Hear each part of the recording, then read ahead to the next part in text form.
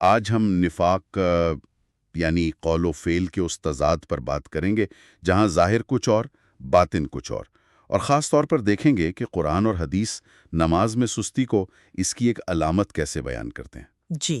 ہمارے سامنے قرآن کریم کی سورۃ النساء آیت 142 ہے اور ایک اہم حدیث نبوی صلی اللہ علیہ وآلہ وسلم بھی۔ ہوں۔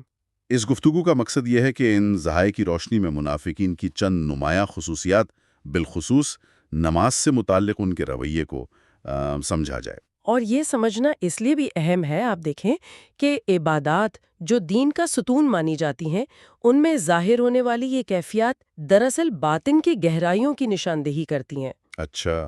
یہ محض ایک ظاہری عمل نہیں، بلکہ کہیں نہ کہیں اندرونی حالت کا پیمانہ بن جاتی ہیں۔ تو آئیے اسی نقطے کو ذرا کھولتے ہیں۔ سورۃ النساء آیت 142 میں ارشاد ہوتا ہے ان المنافقین یخادعون اللہ وہو خادعہم، جی۔ جس کا مطلب بنتا ہے کہ بے شک منافق اللہ کو فریب دینا چاہتے ہیں، حالانکہ وہ خود انہیں فریب میں ڈالنے والا ہے، اللہ اکبر۔ اور وہ اللہ کو بہت کم یاد کرتے ہیں۔ یہ بات غور طلب ہے نا کہ وہ اللہ کو دھوکہ دینے کی کوشش میں ہیں، مگر حقیقت میں دھوکہ کھانے والے وہی ہیں۔ بالکل، یہ تو ایک طرح کی خود فریبی ہوئی۔ جی۔ اور آیت کا اگلا حصہ اسی کیفیت کو وہ نماز کے حوالے سے واضح کرتا ہے۔ وَإِذَا قَامُوا إِلَى الصَّلَاةِ قَامُوا كُسَالَىٰ۔ وَإِذَا قَامُوا إِلَى الصَّلَاةِ قَامُوا كُسَالَىٰ۔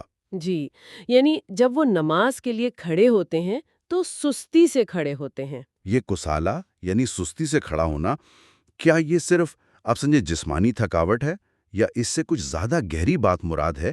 کیونکہ نماز تو ایک روحانی عمل ہے۔ آپ نے بہت اہم نقطہ اٹھایا۔ یہاں کسالہ صرف جسمانی تھکاوٹ نہیں ہے اصل میں۔ اچھا۔ جی، یہ ایک دلی کیفیت ہے۔ اس میں کاہلی ہے، بے رغبتی ہے، اور نماز کو ایک بوجھ سمجھنا شامل ہے۔ بوجھ سمجھنا۔ جی، اور اس کی بنیادی وجہ آیت میں فوراً ہی بتا دی گئی۔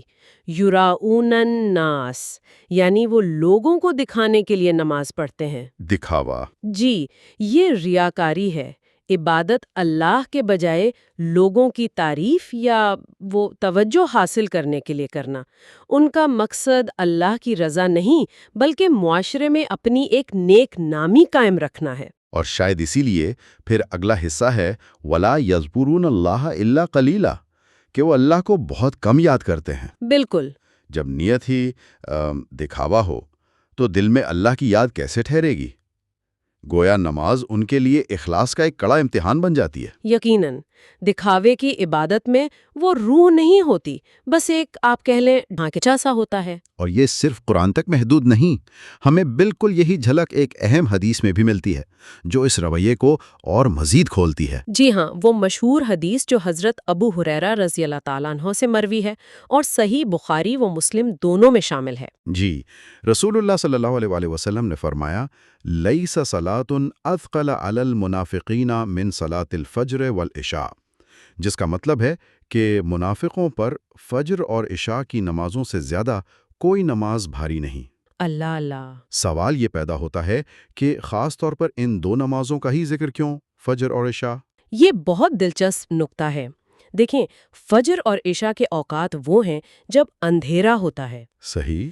پرانے زمانے میں تو ویسے بھی روشنی کم ہوتی تھی، اور آج بھی آپ دیکھیں ان اوقات میں لوگوں کا ایک دوسرے کو دیکھنا یا نوٹ کرنا نسبتاً کم ہوتا ہے۔ ہاں، یہ بات تو ہے۔ تو جب دیکھنے والے کم ہوں، یعنی ریاکاری یا دکھاوے کا موقع محدود ہو جائے، تو جس شخص کی نماز کا مقصد ہی لوگوں کو دکھانا تھا، اس کے لیے یہ نمازیں ادا کرنا سب سے زیادہ گراں گزرتا ہے۔ اچھا، یعنی جب پبلک نہ ہو تو؟ بالکل، یہ حدیث براہ راست سورۃ النساء کی آیت سے جڑتی ہے۔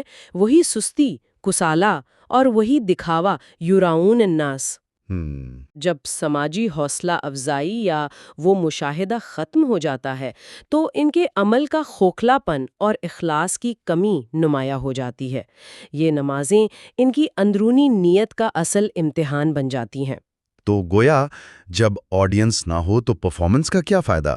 یہ واقعی نفاق کی نفسیات پر گہری روشنی ڈالتا ہے۔ بالکل، یہ ظاہر کرتا ہے کہ مشکل یا آپ کہیں غیر مشاہدہ شدہ حالات میں کیا جانے والا عمل ہی حقیقی نیت کا عکاس ہوتا ہے۔ تو آج کی گفتگو کا خلاصہ پھر یہ ہوا کہ قرآن اور حدیث کی روشنی میں نماز، جو کہ ایک بنیادی عبادت ہے، اس میں سستی اور کاہلی کا مظاہرہ کرنا، جی، خاص طور پر فجر اور عشاء جیسی نمازوں میں جو نسبتاً پوشیدہ اوقات میں ہوتی ہیں، اور عبادت کے ذریعے لوگوں کی توجہ یا تعریف حاصل کرنے کی کوشش کرنا، یہ نفاق کی اہم نشانیوں میں سے ہیں۔ جی، اور یہ ذرائع ہمیں محض علامات بتا کر نہیں چھوڑتے، بلکہ ایک گہری سوچ کی دعوت بھی دیتے ہیں۔ یہ غور کرنے کا مقام ہے کہ اپنی عبادات، خصوصاً نماز کے معیار، اس میں پائی جانے والی حضوری قلب، اور سب سے بڑھ کر اس کے پیچھے کارفرما نیت کا جائزہ لیتے رہنا کتنا ضروری ہے۔ صحیح۔ یہ خود احتسابی نہ صرف اندرونی اخلاص کو جانچنے میں مدد دیتی ہے، بلکہ نفاق کے ان باریک پہلوؤں سے بچنے کا ذریعہ بھی بن سکتی ہے جو بسا اوقات غیر محسوس طریقے سے انسان کے عمل میں شامل ہو جاتے ہیں۔ بہت خوب، یعنی اپنی نیت اور عمل دونوں پر نظر رکھنا ضروری ہے۔